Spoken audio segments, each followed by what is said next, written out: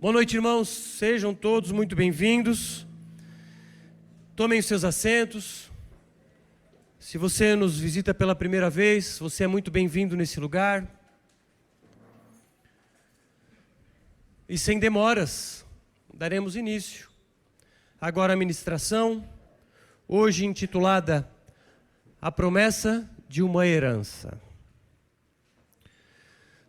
Você lembra, irmãos, nós estamos numa série no livro de Gálatas, na carta de Paulo aos Gálatas. E já fizemos 2 ministrações. A primeira delas, quando falamos no capítulo 1 da carta aos Gálatas e falamos sobre religiosidade. A segunda, no capítulo 2, falamos sobre hipocrisia. O Diego ministrou para a gente semana passada, quando falava sobre a hipocrisia presente ainda nas igrejas. E hoje vamos falar sobre uma promessa, sobre uma herança. Uma promessa feita a nós. E nós, muitas vezes, não a entendemos. Vamos falar então sobre a herança de uma promessa. Aliás, a promessa de uma herança. E vamos navegar aí em alguns versos do capítulo 3 de Gálatas. Mas antes, eu quero fazer uma ilustração e depois passar... Até já pode colocar, Felipe, na tela, por favor, já para deixar preparado. Mas imagine a seguinte situação. Imagine que você tem um filho. Coloca aí, tá? E prestem atenção na ilustração aqui, irmãos. Imagine que você tem um filho. O filho nasceu. E aí você faz um testamento. Você tem muitas posses. Você tem carros, casas, fazendas e empresas. E você quer deixar tudo para este filho que acabou de nascer. Você vai ao cartório, faz um testamento. E lá diz, nas cláusulas desse contrato, que tudo ficará para o seu filho, aconteça o que acontecer. Você não deixa nenhuma cláusula condicional, como por exemplo, se o filho não se comportar, ele não ganha. Se ele se comportar, ele ganha. Não tem nada disso. É simplesmente uma promessa por escrito de que tudo que você tem vai para o seu filho quando você morrer. E essas cláusulas, então, como eu disse, nenhuma delas condicional, do tipo, se ele desobedecer, ele perde. Ok, e o tempo passa. O seu filho cresce e você começa a ensinar para ele. Começa a dizer para ele, filho, sabe essas casas, as empresas, tudo que o pai tem? Tudo isso vai cair em tuas mãos quando eu morrer. Mas pai, o que eu preciso fazer para merecer tudo isso? Nada, filho. Basta ser meu filho. Basta me reconhecer como teu pai. Quando eu morrer, você vai lá e resgata todos os meus bens para ti. É a minha promessa que eu tenho para ti. E mais, filho, eu já coloquei isso no cartório. Está lá um testamento que garante que tudo isso vai ser teu. O tempo passa, o seu filho cresce e começa a desobedecer. Ele começa a girar bombril queimado dentro de casa. Ele começa a queimar varal na água para ver o varal pingando. Ele, faz um monte de coisa em casa que só os meninos sabem do que eu estou falando. Ou os pais de meninos, né? Mães de meninos. E aí o filho começa a desobedecer, começa a fazer essas coisas. Não deve fazer, tá, meninos? É uma história, é uma suposição. E, beleza. Quem aqui nunca fez, né? Beleza, e aí o filho começa a desobedecer e o pai diz, filho, calma aí. Não é bem assim. Nós temos regras aqui em casa. Girar bombril queimado dentro de casa vai queimar a colcha, vai queimar o lençol, vai dar problema. Aqui não é assim, filho. Aqui tem umas regras. Não pode queimar bombril dentro de casa, não pode estourar rojão embaixo de lata de tinta, não pode atirar em passarinho, essas coisas. Não sei, alguém já fez as coisas? Eu não. Não, tá bom, mãe, pai, desculpa. Eu nunca pedi perdão, então me perdoa. E aí o pai e a mãe dizem, não pode. E o seu filho faz essas coisas, você diz, não, filho, não pode. Mas o filho diz assim, tá, pai, então quer dizer que a herança eu vou perder porque eu matei um passarinho? Não, filho, calma. Isso é outra regra. É uma regra de vida, uma regra de conduta, de um cidadão comum que deve viver. Mas em nada tem a ver com aquilo que eu te prometi. A promessa está garantida. E o filho cresce, ele se casa. Mas aquela ideia de, será que se eu desobedecer meus pais, eu posso perder a herança? E a esposa vem com essa ideia para ele. Amor, poxa, será que a gente corre o risco de perder aquele apartamento em Miami? De repente, vale a pena obedecer bem os teus pais, estar bem próximo a eles, para não correr o risco deles esquecerem do apartamento em Miami, ao menos ele. Enfim, e aí começa a vir essa ideia na mente do filho, e o filho começa a se aproximar mais dos pais. Por quê? Porque ele tem medo de perder a herança.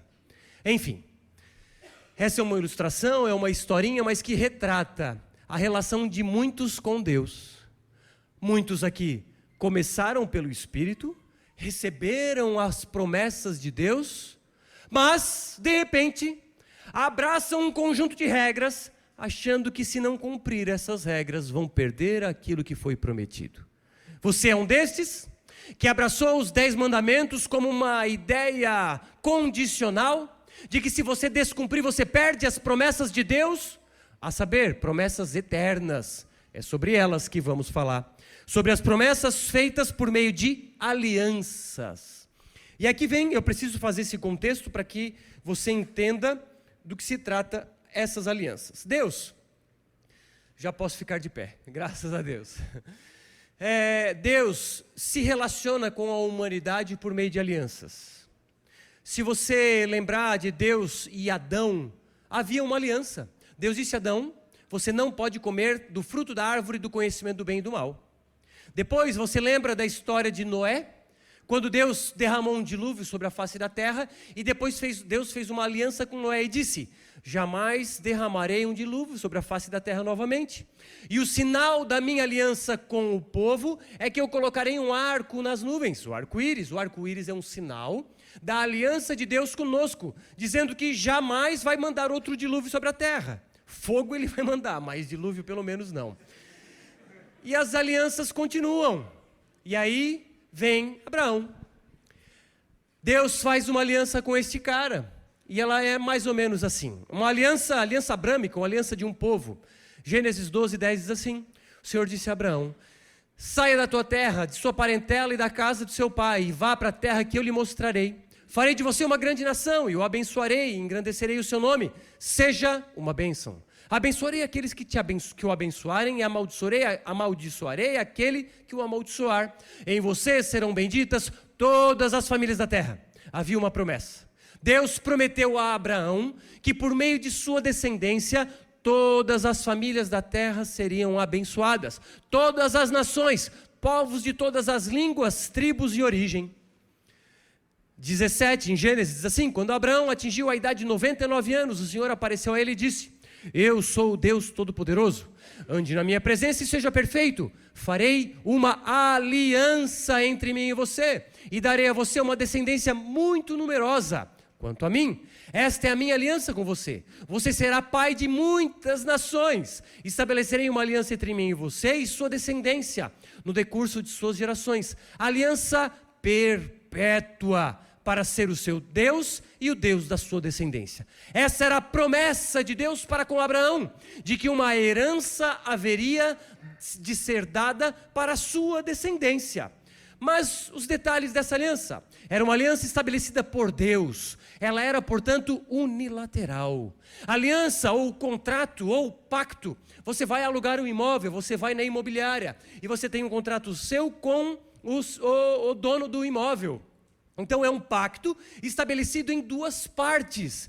Esta aliança com Deus não era bilateral, ela era unilateral.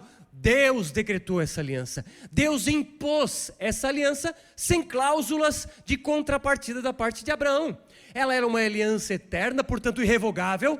Nada poderia cancelar essa aliança estabelecida por Deus.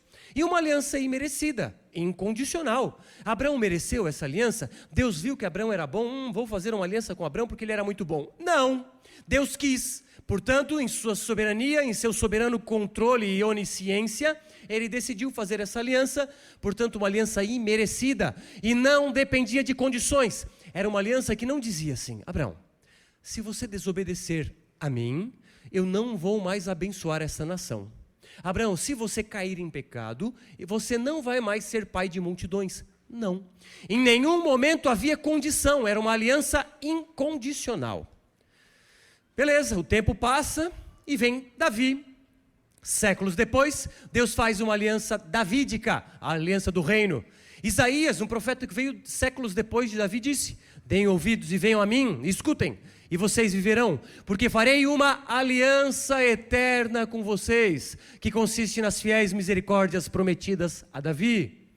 Segundo a Samuel, agora junto a Davi: quanto a você e sua casa e o seu reino serão firmados para sempre diante de mim, o seu trono será estabelecido para sempre. Deus fez uma aliança agora com Davi, uma aliança que dizia: Davi, o seu descendente vai ser um rei, e esse reinado não vai sair da sua descendência. Haverá um reino sobre a face da terra, e esse rei será teu descendente. Era mais uma promessa de Deus, divina, unilateral, eterna e irrevogável, imerecida e incondicional. De repente o tempo passa e vem a nova aliança. A nova aliança lá em Jeremias, um profeta séculos antes de Jesus disse: eis aí vem dias, diz o Senhor, em que firmarei nova aliança com a casa de Israel e com a casa de Judá. Não segundo a aliança que fiz com seus pais, no dia em que os tomei pela mão, para os tirar da terra do Egito. Essa era a aliança com Moisés. Pois eles quebraram a minha aliança, apesar de eu ter sido seu esposo, diz o Senhor. Porque esta é a aliança que farei com a casa de Israel depois daqueles dias, diz o Senhor. Na mente deles, lhes imprimirei as minhas leis, também no seu coração as inscreverei. Eu serei o Deus deles, eles serão o meu povo. Pois perdoarei as suas iniquidades e dos seus pecados, jamais me lembrarei. Esta é a aliança que Deus fez conosco.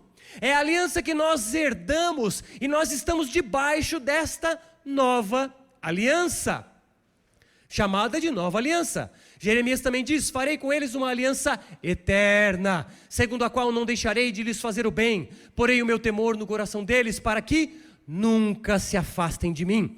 Esta aliança, ninguém pode ser afastado dela. Você não tem o poder de dizer: não, eu não quero me aliançar com Deus. Se a graça dele te alcançou, nada do que você fará o fará distanciar-se desta aliança, porque é uma aliança decretada por ele.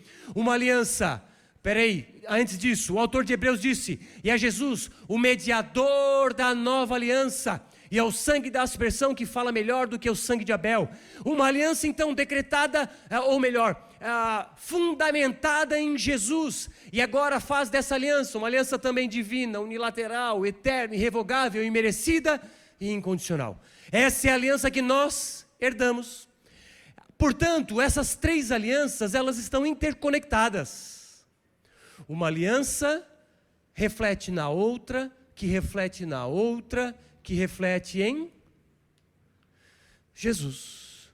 Jesus é aquele que cumpre as três alianças. Em Jesus essas alianças se cumprem. Atos 13:32 diz assim: nós anunciamos a vocês o evangelho da promessa feita aos nossos pais. Deus não prometeu a Abraão? Havia uma promessa, e esta é a promessa. Uma promessa aos pais, como Deus a cumpriu plenamente a nós. A promessa se cumpriu em Jesus. Em Jesus nós nos tornamos herdeiros dessas promessas, como também se cumpriu plenamente a nós, seus filhos, ressuscitando Jesus, como também está escrito no Salmo número 2, você é meu filho, hoje eu gerei você. Então, estas alianças todas refletem-se em Cristo. A aliança abrâmica diz que Deus abençoaria as nações por meio da descendência de Abraão. Hoje, irmãos, nós somos abençoados, somos a descendência de Abraão em Cristo.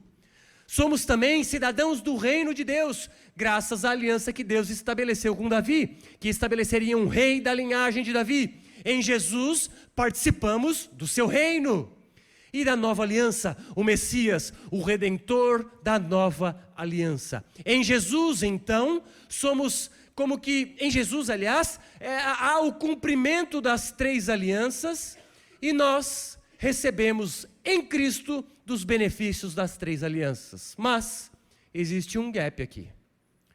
O gap é a aliança que Deus fez com Moisés e o seu povo. Uma aliança que tinha outro fim. Uma aliança condicional. A aliança da lei ou a aliança do Sinai. Gálatas, agora entrando no livro, na carta que nós vamos estudar hoje, 3,17 diz assim, e digo isso: uma aliança já anteriormente confirmada por Deus não pode ser revogada pela lei, que veio 430 anos depois, a ponto de anular a promessa. Olha só. Abraão, andar com cuidado. Abraão está aqui. 600 anos depois, vem Moisés. Mas Bruno, ele fala 430, por quê? Porque ele está tratando de Abraão, Isaque, Jacó. E depois de Jacó, passaram-se 430 anos até Moisés. Deus fez aliança com Abraão. Ele trouxe de novo à memória essa aliança com Isaque. E depois com Jacó. E 430 anos depois, Deus faz uma aliança com Moisés. Mas essa aliança, uma aliança anteriormente confirmada por Deus em Abraão, não pode ser revogada pela lei, a saber, a aliança que Deus fez com Moisés. Portanto, a aliança com Abraão, e hoje nós vamos fazer esse exercício de confrontar a aliança feita com Abraão com a aliança feita com Moisés. Uma unilateral, a outra bilateral. A aliança com Moisés dizia: cumpra os mandamentos de Deus, você vai ser abençoado. Descumpra-os e você vai ser amaldiçoado. Lembra os montes Ebal e Gerizim? A proclamação de bênçãos e maldição? Era isso. A lei de Deus, se você descumprir, você vai colher as consequências do seu descumprimento. Mas essa lei, os 10 mandamentos, não tem nada a ver com a promessa feita a Abraão, que era unilateral. Uma era graciosa, essa é meritória. Os mandamentos trazem de alguma forma mérito para aquele que cumpre ou descumpre. Com Abraão era incondicional, com Moisés era condicionada às circunstâncias. Uma eterna, a outra temporal. Uma diz: eu farei, eu te abençoarei, Abraão, eu te farei pai de multidões. Davi, tu serás rei e o rei eterno virá, eu farei. Agora, com a aliança com Moisés, você fará. Você faz e você vive, você não faz e você morre. A aliança de Abraão é baseada na promessa, Deus prometeu e ponto final. A aliança com Moisés é baseada na obediência. Uma exige fé, a outra exige perfeita obediência. Uma promete salvação eterna pela graça, a outra promete bênçãos na terra por mérito. Portanto, com este entendimento do que são as alianças, de que essas alianças se cumpriram em Cristo, e a aliança de Moisés, ou melhor, de Deus com Moisés, ela não tinha um propósito eterno. E é isso que Paulo confronta nos Gálatas. Agora já pode colocar em Gálatas 3, por favor, 3,15. E nós vamos fazer esse exercício de confrontar a aliança com Abraão e a aliança com Moisés. O que estava acontecendo lá na Galácia? Que Paulo confronta os Gálatas. Os Gálatas haviam recebido a mensagem do Evangelho por meio de Paulo. Mas missionários judaizantes chegaram na Galácia. Esses missionários começaram a trazer um novo entendimento. E o que eles diziam? Ô Gálatas, ok, a salvação de vocês é pela graça mediante a fé em Jesus, ok. Mas vocês precisam cumprir regras. Vocês precisam olhar para os 10 mandamentos, para a lei de Moisés, e vocês precisam cumprir, homens precisam ser circuncidados. Vocês precisam guardar as leis dietéticas, não pode comer carne de porco e outros animais impuros. Vocês têm que guardar os sábados e as festas judaicas. E aí então os judaizantes começaram a colocar novas regras, ou melhor, trazer as regras do judaísmo para dentro do cristianismo. Irmãos, é isso que muitas igrejas fazem. Elas dizem: vocês são salvos pela graça mediante a fé. Mas olha só, se você não der o dízimo, você vai para o inferno. Se você não estiver no culto, você vai para o inferno. Se você não orar, não ler a Bíblia, você vai para o inferno. Percebe que são coisas boas, corretas, dignas e lícitas. Aliás, devemos fazer tudo isso. Mas olha só, essas coisas que devemos fazer, elas não estão condicionadas à nossa salvação. Não é o fato de um mês eu não dizimar que eu vou para o inferno. Não é o fato de eu deixar de ir num culto que eu vou perder a salvação. Não é o fato de eu de repente não ler a Bíblia numa semana que agora eu vou para o inferno e vou passar o resto da minha vida lá. Não é assim. A lei de Moisés, ou até as nossas disciplinas religiosas, elas não servem para nos tornar merecedores do céu, tampouco as nossas boas obras. Não é o fato de você fazer coisas boas e corretas que vai fazer você merecedor do céu. Não é o fato de você entregar uma cesta básica no asilo, ou você evangelizar prostitutas na rua, que vai fazer você ter mérito diante de Deus. Não! O que nos faz ter mérito diante de Deus é única e exclusivamente o sangue de Cristo. Somente a graça que nos alcançou e pela fé em Cristo Jesus nos tornamos participantes de sua graça. Nos tornamos participantes dessa promessa que Deus fez a Abraão. Deus fez aliança com Abraão e em Jesus somos seus herdeiros. Como ser herdeiros da promessa que Deus fez a Abraão? Creia em Jesus. Entregue sua vida a Ele. Agora a consequência é o quê? É uma vida de oração, é uma vida de palavra, é uma vida em comunhão com os irmãos da igreja, de culto, de dízimo e de tantas outras coisas mais. Percebam que as boas obras são consequência, jamais são causa de salvação. Mas vamos lá, Gálatas 3, versos 15. 3,15, por favor. Diz assim: irmãos, humanamente falando, ninguém pode anular um testamento depois de ratificado, nem acrescentar-lhe algo. Olha só. Então nós vamos comparar a superioridade da aliança com Abraão com a inferioridade da aliança com Moisés. E ele diz, irmãos, humanamente falando, se nós fôssemos falar sobre um contrato entre homens, vamos lá, eu e o Greicon fizemos um contrato de locação, lá registrado em cartório. Eu posso acrescentar adendos nesse contrato por minha causa? Por minha própria vontade? Não. O contrato já foi feito, já foi estabelecido, autenticado, carimbado no cartório e ponto final. Isso é uma aliança humana, um trato humano. Não pode ser modificado.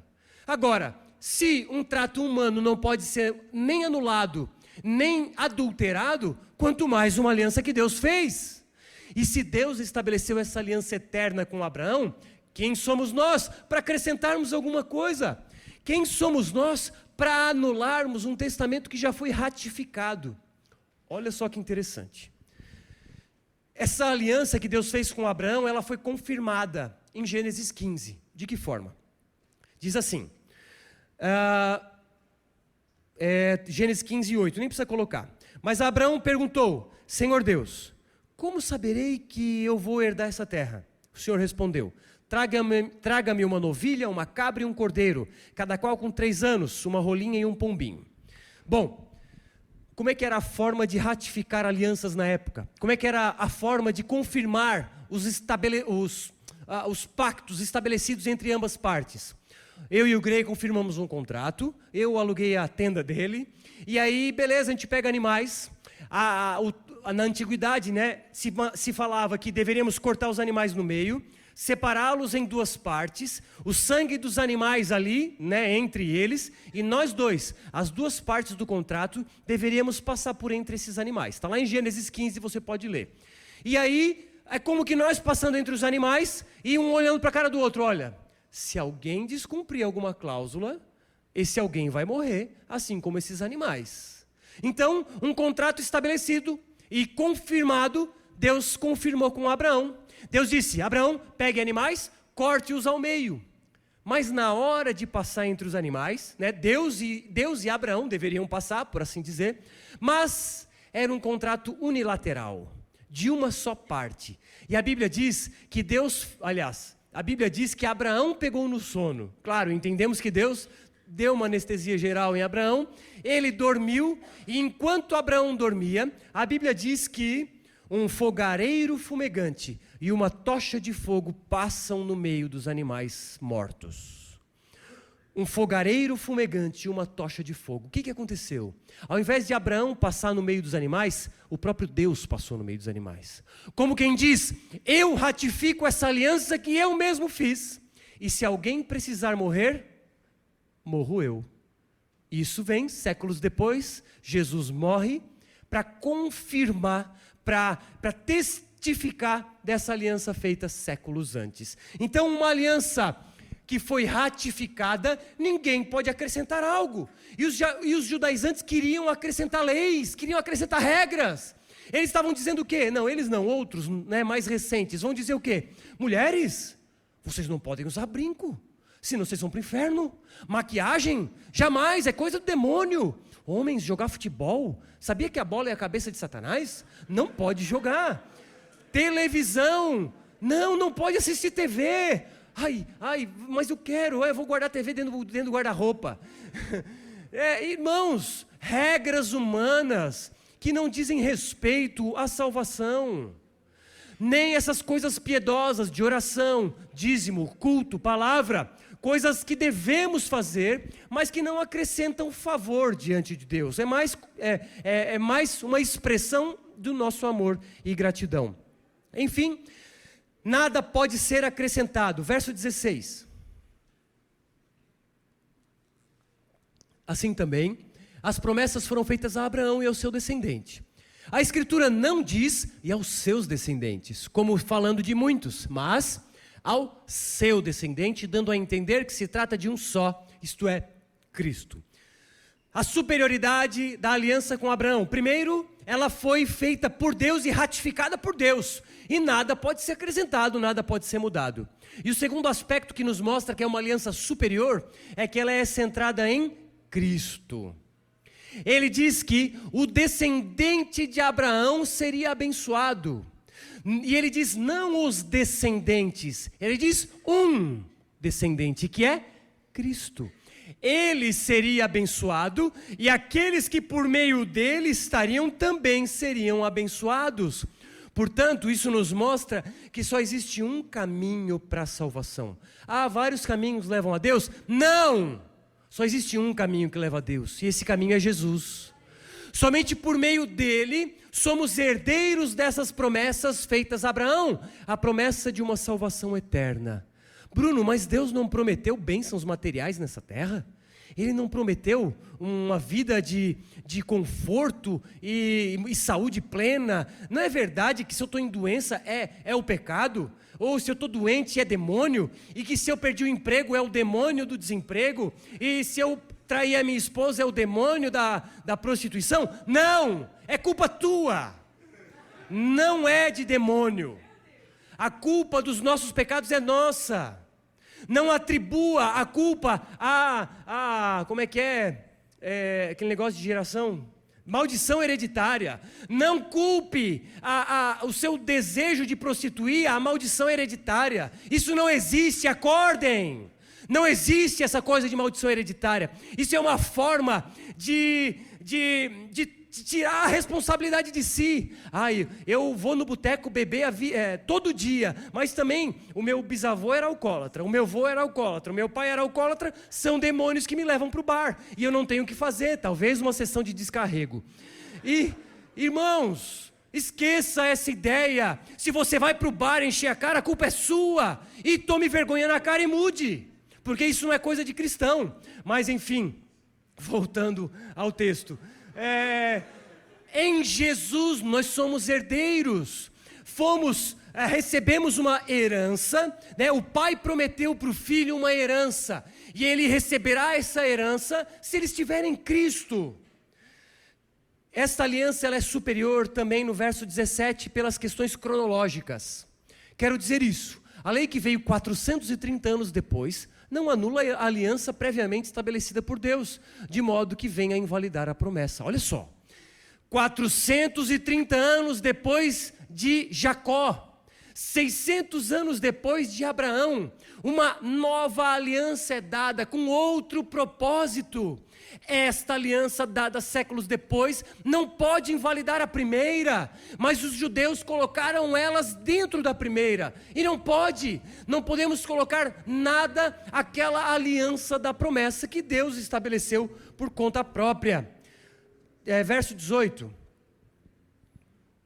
pois se a herança depende da lei, já não depende de promessa, Deus, porém, concedeu-a gratuitamente a Abraão, mediante a promessa. Deus disse: Abraão, eu prometo te abençoar. Custe o que custar, eu vou te abençoar. E se alguém tiver que pagar o preço, eu pago o preço, mandando o meu filho para morrer no lugar de homens. Ele prometeu, ele vai cumprir. Deus não é fiel, e tudo que ele promete ele não cumpre? Cumpre. Como pode dizer que uma promessa que ele fez, agora acrescentada de leis, pode talvez invalidar a primeira promessa? Como pode dizer que você foi salvo pela graça mediante a fé, mas se você descumprir os mandamentos, você perde essa herança? Ele prometeu, ele disse: Luquinhas, está aqui, cara, é tua, mas o que eu preciso fazer? Cara, recebe e creia, entregue tua vida a mim e está feito. Sério, custe o que custar, doa quem doer, sim, Luquinha, é tua. Aí o Luquinha vai dizer: uhul, agora a vida é louca, vou curtir a vida, a herança está garantida. Ele vai fazer isso? Óbvio que não. Ele vai dizer: sério, Deus, o que eu faço para te agradecer? Deus vai dizer o que para ele? Luquinhas, pega os meus mandamentos, coloque embaixo do braço e viva eles intensamente, porque aqueles que têm e guardam os meus mandamentos, são estes que amam a Deus. Quem guarda, ou melhor, se você quer expressar gratidão a essa graça que te alcançou, a essa herança que foi dada sem merecimento, se você quer expressar gratidão, viva cumprindo os mandamentos de Deus. Portanto, os mandamentos de Deus são uma forma que nós temos de andar segundo a sua vontade. E qual pai não gosta que um filho o obedeça? Portanto, como agradecer? Seja obediente a Deus. Então, uma promessa que foi dada, uma herança que foi dada, melhor dizendo, mediante uma promessa, não pode ser invalidada por um conjunto de regras. Regras não invalidam uma promessa estabelecida. Agora vamos ver a inferioridade da aliança da lei. Verso 19.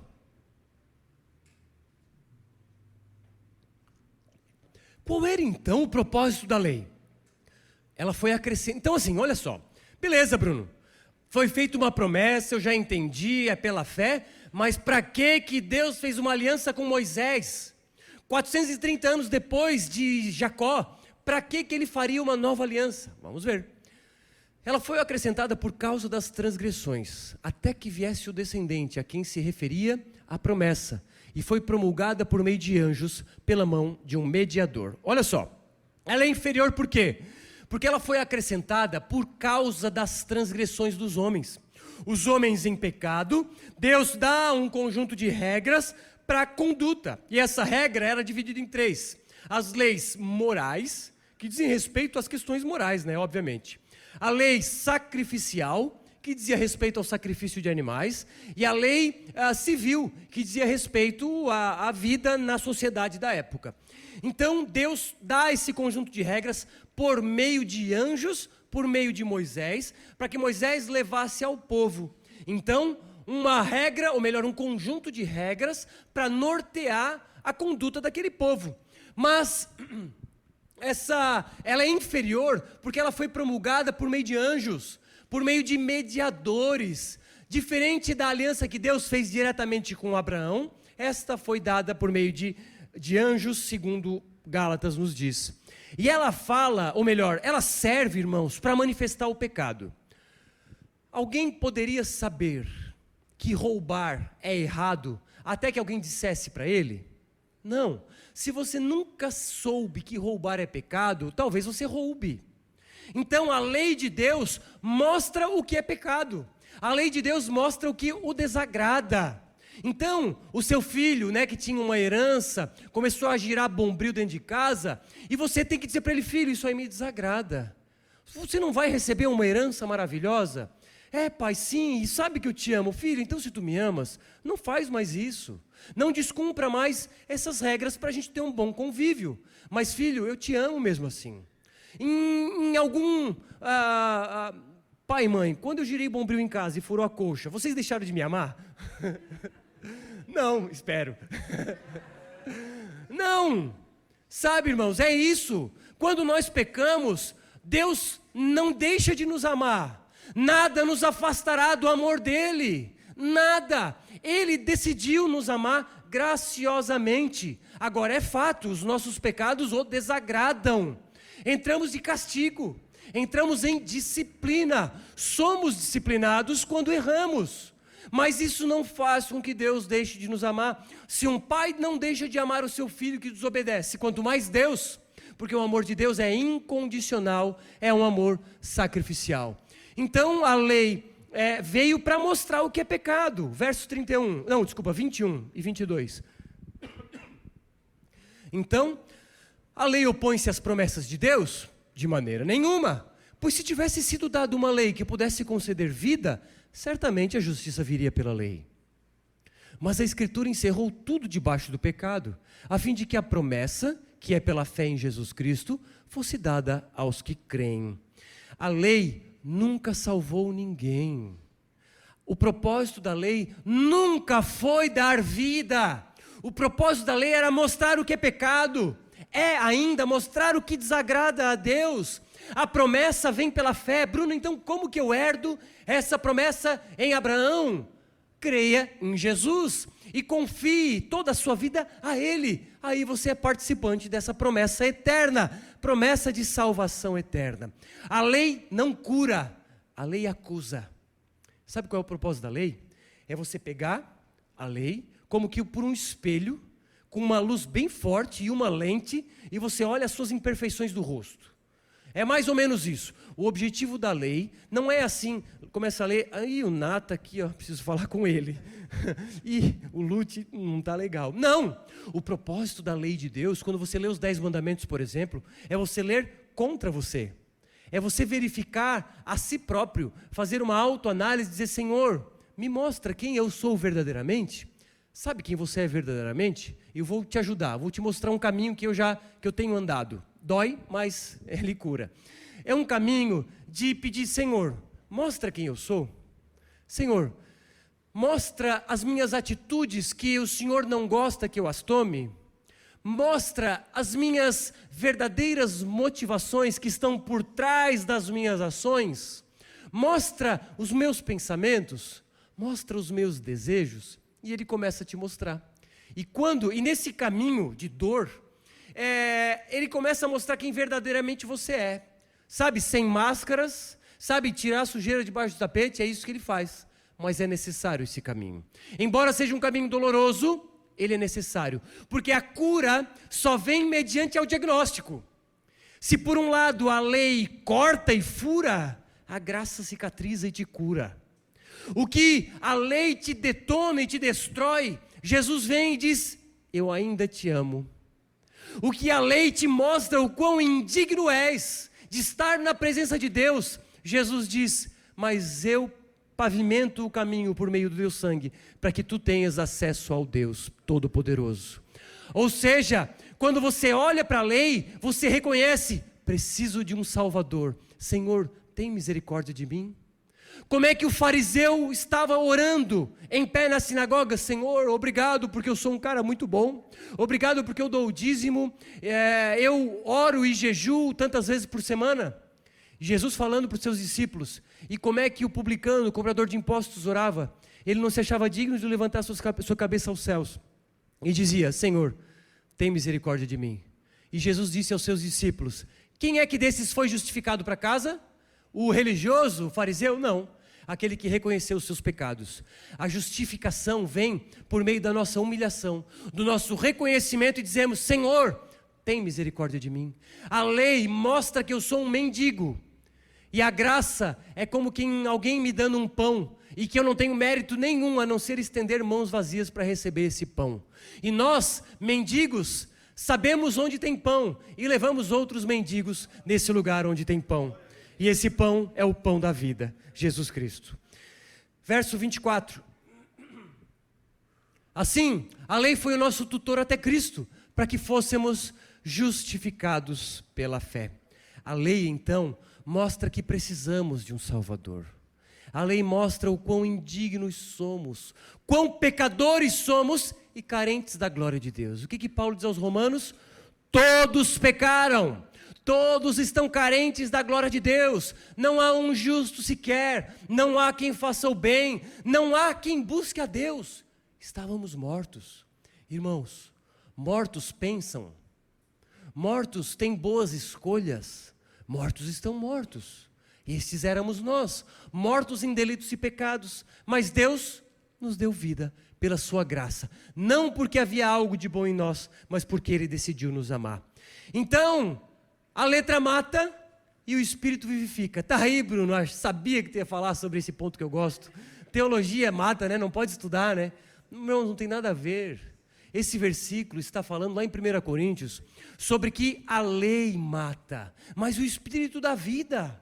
Não é o estudo que mata. Se você estuda teologia, você vai morrer espiritualmente, você vai esfriar. Não vai. Se você esfriar, é porque você já era frio. O estudo teológico vai te aproximar mais de Deus, não como um Deus em si, é somente uma ferramenta, mas uma ferramenta útil para eu me conhecer mais da graça de Deus e ser mais parecido com Ele. Mas então a letra que mata é a lei me mata, mas o Espírito me dá vida. A lei nos matou, mas o Espírito do nosso Senhor Deus, por meio de Cristo, nos deu vida, e o Espírito Santo carimbou em nossos corações. Então, vou concluir e quero que o louvor suba, por favor.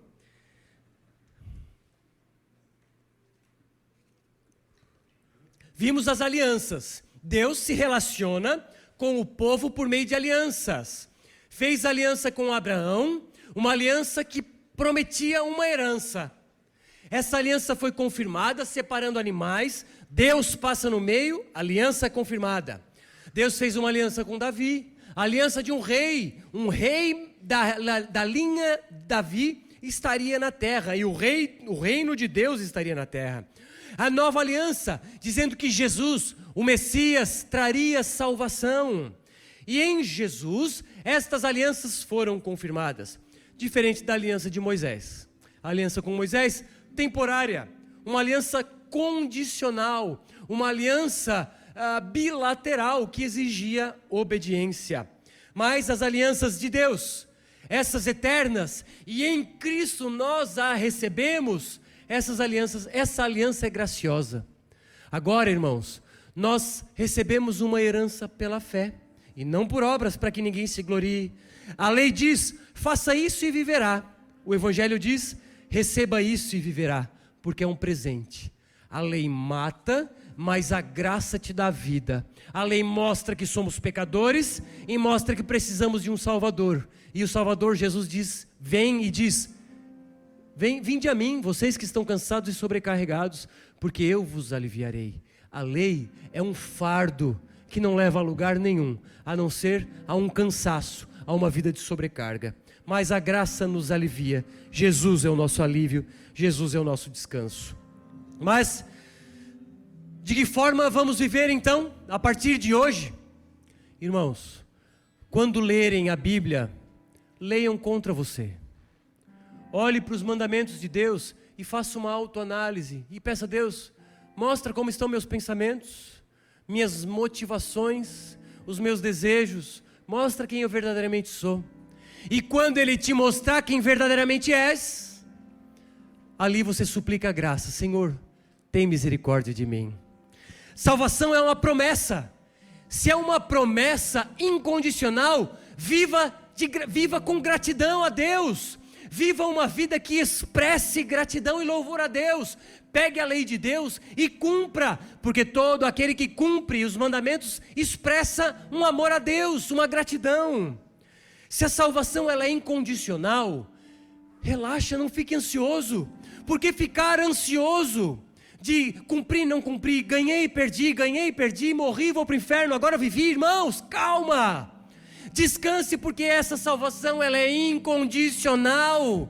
Foi uma graça de Deus despendida a nós por um presente. Ninguém recebe presente porque merece.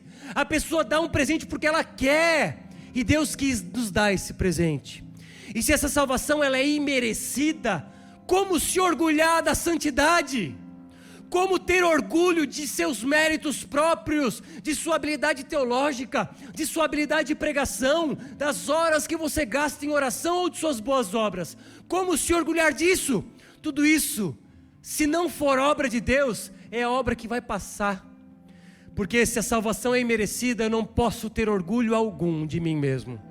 e se a salvação é irrevogável, se nada vai se perder, eu descanso nele. Portanto, irmãos, vamos orar aí mesmo nos seus lugares e vamos buscar esse descanso em Deus. Senhor Deus, obrigado porque na pessoa do nosso Senhor Jesus Cristo nos tornamos herdeiros dessa promessa. Uma promessa feita a Abraão séculos atrás, mas uma promessa renovada em Davi, a promessa renovada agora na nova aliança, que se cumpre em Cristo. Cristo, nosso sacerdote e sacrifício, o nosso profeta e mensagem, o nosso rei, que inaugurou o reino sobre a face da terra. Senhor Jesus, obrigado. Obrigado porque a tua graça nos alcançou. O sacrifício na cruz foi em meu favor, mesmo não merecendo. Os nossos pecados foram cravados em tua cabeça, em pés e mãos. E agora recebemos vida quando estávamos mortos. Em ti ressuscitamos. Agora, Espírito Santo, nos faça vivermos uma vida em santidade. Nos faça viver uma vida que expressa gratidão e amor por tudo aquilo que o Senhor é e por tudo aquilo que o Senhor fez em nosso favor. Que essa comunidade viva o amor genuíno dia após dia, Senhor. Que os nossos corações estejam inundados pela tua graça, cheios do Espírito Santo de Deus, e que aí cheios possamos ser testemunhas vivas do teu evangelho. Faz a tua vontade em nossas vidas, Senhor Jesus. Vamos adorar o nosso Deus em pé, irmãos.